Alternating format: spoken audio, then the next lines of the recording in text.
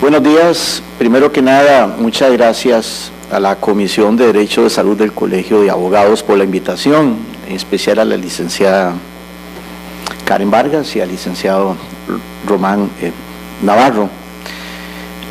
Me parece que es un buen complemento después de la primera exposición, que se habló un poco de las políticas generales a nivel mundial en materia de comunicación e información en salud. Después de escuchar también los sanos consejos de don José Luis Valverde como periodista, no solo dirigido a los médicos y demás funcionarios hospitalarios que dan información, sino también a los mismos periodistas. Me parece que sería un buen complemento hablar de un tema que trata de ser polémico. Yo como abogado, y partiendo de que aquí también hay abogados, pero también hay muchos profesionales en salud, no puedo darme el lujo, digamos, de obviar algunas normas, algunos principios jurídicos en el tema que se van a tocar muy tangencialmente para el objetivo final, que es que crear en la conciencia de ustedes si esto que ya adelantó de alguna forma don José Luis Valverde,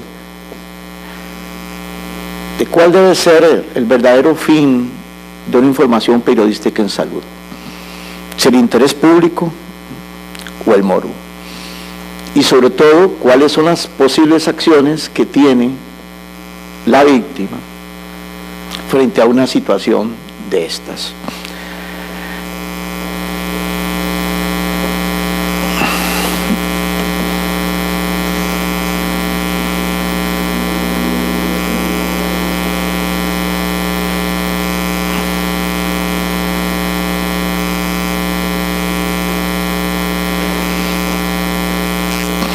Está claro que existe en la Constitución y son derechos incuestionables el derecho a la intimidad y el derecho a la información. El problema es cuando ambos derechos, en un caso concreto, pueden llegar a chocar. O sea, hay una colisión de intereses que de alguna forma tenemos que resolver. Esto no solo es en el ámbito nacional, esto ha sido ampliamente discutido en el ámbito internacional. La Corte Interamericana de Derechos Humanos, en aquella famosa opinión consultiva del año 85, dejó claro el derecho a la libertad de expresión, el derecho a la información, el derecho de toda persona en su ámbito no profesional, en su ámbito profesional, de difundir las informaciones que tenga acceso. Nos referimos al famoso caso de Herrera Ulloa versus Costa Rica, que se reiteró este principio en la sentencia del 2 de julio del 2004 por parte de la Corte Interamericana de Derechos Humanos. De modo que no vamos a cuestionar aquí, y creo que nadie debe cuestionar, el derecho que tiene un periodista a obtener fuentes de información en materia de salud. En la medida, como lo ha dicho también don José Luis Valverde, que se sigue una serie de principios no solo, digamos, de la buena práctica del periodismo, sino principios éticos que debe observar el periodista siempre, en cualquier actividad periodística, pero si se trata de algo tan sensible como es informar respecto a la salud, y más que a la salud, a la enfermedad de un paciente, tienen que tener mucho más cuidado en el tema. Esto es una sentencia también de la Corte Europea de Derechos Humanos, que también ratifica el derecho a la información. Tenemos votos en la Sala Constitucional sobre el derecho a la intimidad, y es importante porque Precisamente, el contenido de esta charla es el ejercicio del derecho a la intimidad como límite a la libertad de información periodística. Cuando hablamos de derechos, necesariamente hablamos de obligaciones. O sea, no podemos pensar en un derecho sin que exista una correlativa obligación. El caso que nos presentó hoy don José Luis, del director del Hospital de Niños, es un caso que vemos a diario, donde yo no sé si el director tenía autorización de familiares del paciente para ser tan específico sobre los diagnósticos, pero de no tenerlos, evidentemente el médico incurrió en un acto que puede ser responsabilizado por lo menos en la vía civil.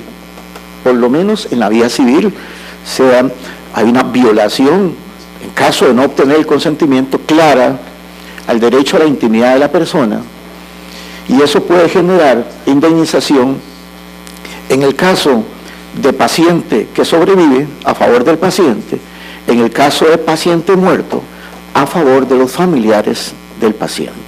Entonces es importante tener eso en cuenta por parte de los profesionales en salud.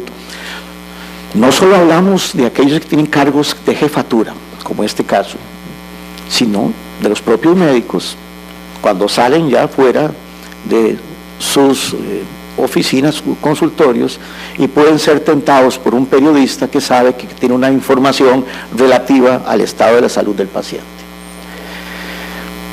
También existen la Ley de Derechos de Personas Usuarias, donde claramente establece el principio de confidencialidad a favor de los pacientes, que solo puede ser principio de confidencialidad destruido por el mismo paciente. O sea, el paciente es el que decide a quién le da la información, y ese es el principio de intimidad, saber qué datos son míos y con quién quiero compartirlos y con quién no quiero compartirlos. A nivel reglamentario, el Reglamento de Seguro de Salud de la Caja también establece claramente el derecho a la confidencialidad, que también se complementa con el derecho a la imagen. ¿Por qué? Porque normalmente, como también lo ha dicho claramente don José Luis, muchas de estas informaciones se difunden por televisión y por prensa escrita, y normalmente no van acompañadas solo de un texto, van acompañadas de una fotografía de servicios de emergencias del paciente. Entonces se violenta el derecho a la intimidad y el derecho a la imagen de la persona. Recordar el Código Civil de Costa Rica: la imagen no puede ser reproducida sin el consentimiento de la persona. Y aquí hay un tema muy importante que tiene que ver con derecho a imagen y derecho a la intimidad, y son las excepciones. El Código Civil por lo menos establece 5 excepciones: caso del funcionario público, caso de persona notoria, caso de interés policial o interés de justicia, cuando se relacione con actos de interés público o cuando se relacione con actos en público. Y aquí es importantísimo en el tema de los derechos del paciente.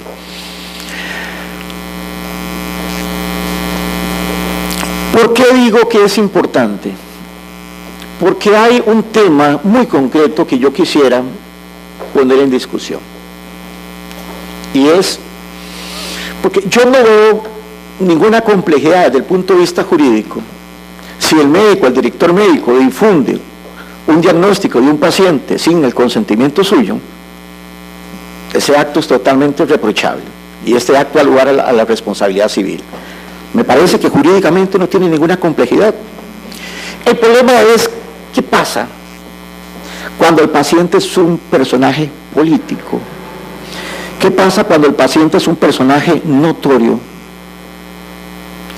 ¿Qué pasa cuando el paciente es publicado su imagen o los datos de diagnóstico con ocasión de una crítica que se supone lleva a un interés público.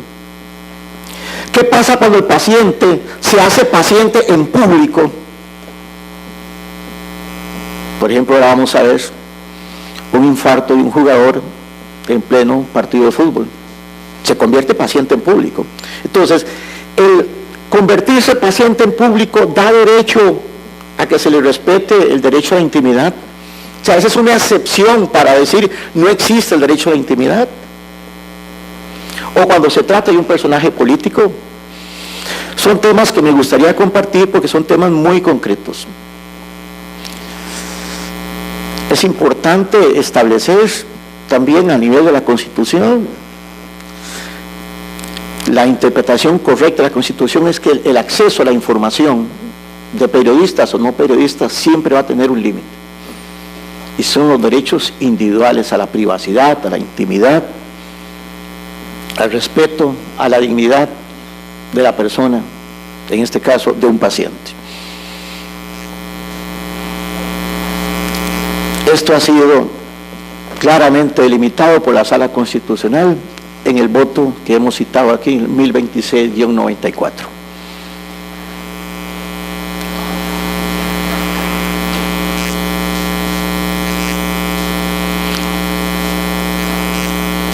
La Corte, eso sí, Interamericana de Derechos Humanos, ha sido clara en el siguiente sentido. El límite del derecho a la información debe ser la protección de un derecho individual de la persona como una situación de estricta necesidad. ¿Por qué la Corte ha establecido esto? Para no permitir que las legislaciones internas puedan establecer límites irracionales a la libertad de información. En esta opinión consultiva, entonces, sería algo así como, dicho popularmente, como que los límites a la libertad de información deben ser como un mal necesario. O sea, solo en estricta medida que se proteja un interés individual.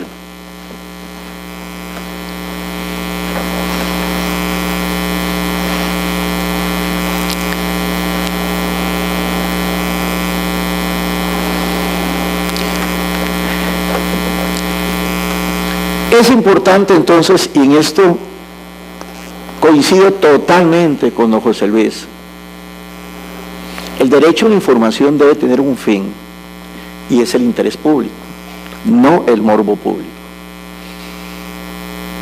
Cada vez que ustedes escuchen una noticia sobre un paciente accidentado o sobre una lamentable enfermedad de un paciente, tienen que hacerse esa pregunta concreta. ¿Estará el periodista ejerciendo un interés público? ¿O hay un morbo público? Todos sabemos la famosa frase de decir que el morbo vende periódicos o eleva el rating de una televisora o de una radio. Son situaciones que definitivamente nosotros debemos reprochar, porque el rating o la venta del periódico no se puede hacer a costa del sacrificio de los derechos a la intimidad y a la imagen del paciente. Es importante, cito esto de Luis Sáenz. Don Luis Sáenz es un periodista muy crítico y tiene una posición similar a la que tiene José Luis Valverde en el sentido del interés público de la información periodística en salud. Don Luis Sáenz ya había hecho de periodista y posteriormente se hizo abogado. Siendo mi estudiante, estábamos escogiendo el tema de investigación y conociendo yo que era periodista, le dije, ya don Luis, hagamos el tema de investigación sobre los límites al derecho a la información.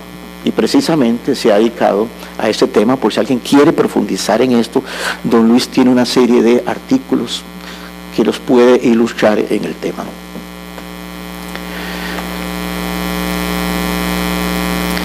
Voy a compartir 3 casos para que podamos analizar, una vez dicho los aspectos más relevantes dentro del plazo que se le da a una charla como estas, para ver si ustedes pueden concientizarse de qué pasó aquí, si se ejerció un periodismo responsable o no. Este es un caso de Madrid.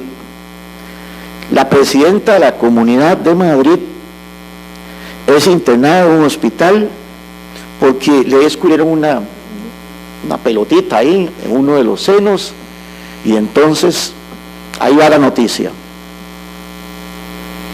A raíz de la noticia, entonces, viene la discusión entre los periodistas. Uno de ellos, presidente de la Asociación de Prensa de Madrid, da esas opiniones que son interesantes. Dice: no creo que le importe demasiado, y voy a reflexionar cada una de estas frases. Y es que por eso muchas veces los periodistas cometen abusos, porque no tenemos la cultura de la denuncia contra el periodista. Entonces dice el periodista: no creo que le importe demasiado a la presidenta que la hayamos sacado en la foto, como ustedes pueden ver ahí, una foto de mala calidad, no es la mía, ya estaba de mala calidad en la original. Dice: es un personaje público, su enfermedad es pública. Ha asumido un papel pedagógico de notoriedad que me parece de libre elección y que personalmente elogio, aunque tiene riesgos. O sea, si usted escogió ser un personaje público o un personaje notorio como una modelo, como un periodista, no tiene derecho a la intimidad. Eso es lo que dice de alguna forma el pensamiento de este periodista. Por supuesto que no estamos de acuerdo. Dice que a la foto le parece innecesaria, oportunista y deficiente. Yo no la hubiera dado, pero eso va en gusto. No veo delito alguno, aunque yo no soy quien para determinarlo. En cualquier caso, y esto es importante, El Mundo, que es el periódico de Madrid, ha conseguido un impacto y se hablará de ello. ¿Está o no justificando este periodista el fin de vender la noticia a pesar de la violación al derecho a la intimidad, en este caso, aunque sea un personaje político? La otra opinión es de otra periodista, y no son periodistas comunes, o sea, el papel que ocupan dentro de una comunidad como Madrid, ¿verdad?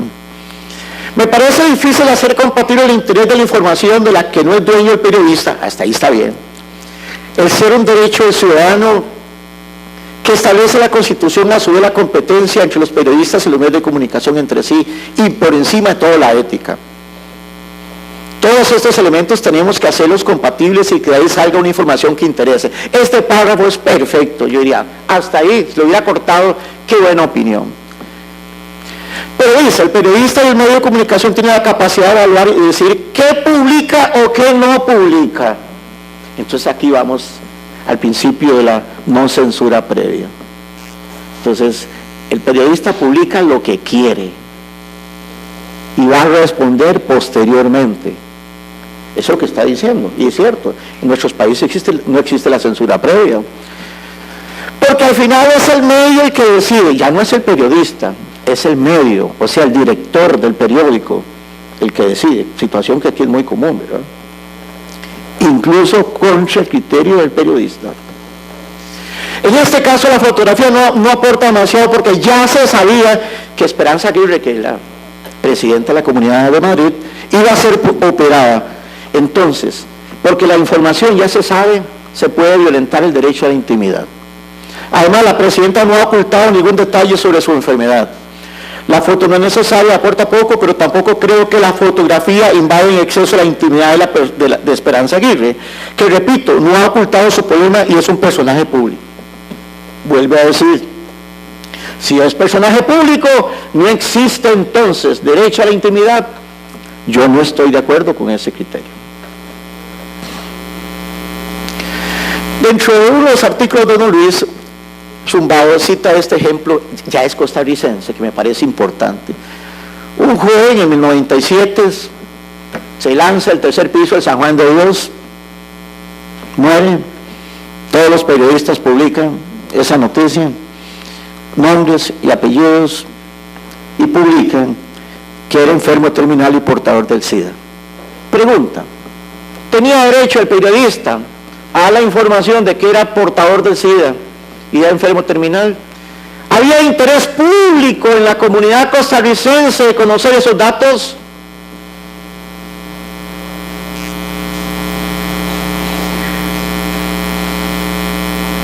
Me parece que definitivamente la respuesta debe ser no.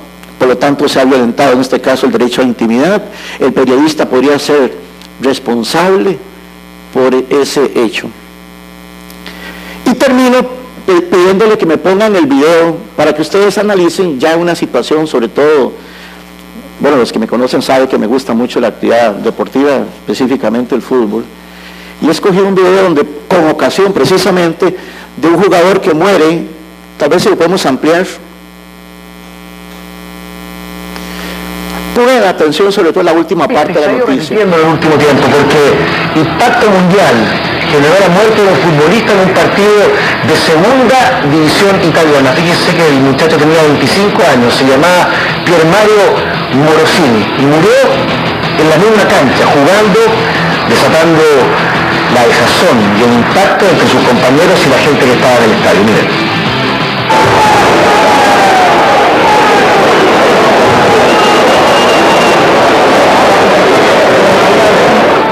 Cayó, dos trató de levantarse, pero su corazón dijo que no. Pier Mario Morosini falleció en plena cancha mientras jugaba por el Livorno un encuentro por la segunda división italiana. Un infarto fulminante acabó con su vida cuando iban 30 minutos y su equipo vencía 2-0 al Pechara. Sus compañeros, desesperados y entre lágrimas, pidieron ayuda. Se intentó la reanimación en plena cancha, pero todo fue en vano. A sus 25 años, Morosini perdió la vida. Fue un infarto por un trombo. En un corazón sano es difícil pronosticar la posibilidad de estos infartos o una malformación cardíaca. Trágico final para una vida marcada por la muerte. La madre de Morosini murió cuando el futbolista tenía 15 años. 2 años después falleció su padre y luego murió su hermano menor, discapacitado. Hasta hoy estaba a cargo de su hermana mayor, también discapacitada. Todos lloran su partida, desde Mauricio Isla, quien fuera su compañero en Udinese, passando per la prensa internazionale. I momenti drammatici li hai raccontati prima tu giustamente. Ora intanto a pescare un giocatore del Livorno, Pier Mario Morosini, infarto, aveva 25 anni, sospesi tutti i campionati di calcio. Tra qui in Italia, Pier Mario Morosini, futbolista del Livorno della Serie B, murió tras sufrir un ataque cardíaco en pleno partido. Muerte instante que recuerda las del camerunés Marc Vivien Foé en 2003 o la del húngaro Niklas Feher en 2004. Mejor suerte corrió el congoleño Fabricio Muamba, que en el pasado mes se desvaneció en Inglaterra, pero que hoy se recupera satisfactoriamente. Nuestra sabe dolor por todo el mundo y también en la federación, que suspendió toda competencia. 2 aspectos quiero destacar de esto. Uno, igual el director o el cardiólogo del centro médico dando información diagnóstica, y sobre todo la información que se da de los antecedentes de discapacidad de la familia del jugador. Y hay una cintilla, antecedentes familiares. ¿Violentó o no el derecho a intimidad del paciente? ¿Violentó o no el derecho a la intimidad de sus familiares? Esto no es aislado. Lo que pasa es que en 20 minutos no podríamos presentar. Ya don José Luis dio una nacional, yo doy estas 3, para que ustedes vean de que a diario se están violentando los derechos de los pacientes a la intimidad. Y además, coincido con algunos en que el derecho a la intimidad del paciente no es una realidad, es un ideal. Se violenta día con día por los médicos, por los no médicos, por los encargados, por los periodistas, y yo no veo casi que haya juicios de responsabilidad civil por violación al derecho a la intimidad. Muchas gracias.